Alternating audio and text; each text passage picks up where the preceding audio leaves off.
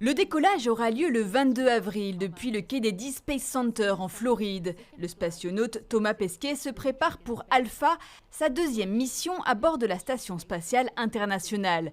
Il prendra les commandes de l'ISS pour une durée d'1 mois environ vers la fin de sa mission. Une première pour un Français. Je pense que c'est une reconnaissance pour tout le monde, pas seulement pour moi.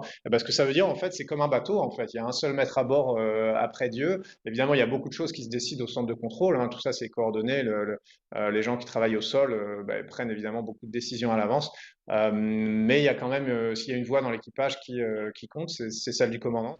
Un rôle qui lui rappellera sans doute son ancien métier de pilote de ligne.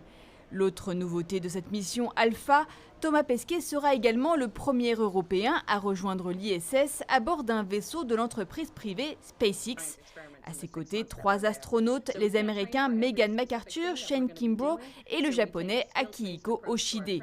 Au programme, pas moins de 4 sorties extravéhiculaires, avec notamment l'installation de nouveaux panneaux solaires, mais aussi plus d'une centaine d'expériences scientifiques essentielles pour la recherche, en français comme en anglais.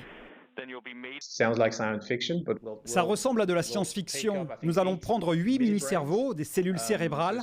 On pourra en apprendre beaucoup sur la façon dont le cerveau vieillit avec le temps.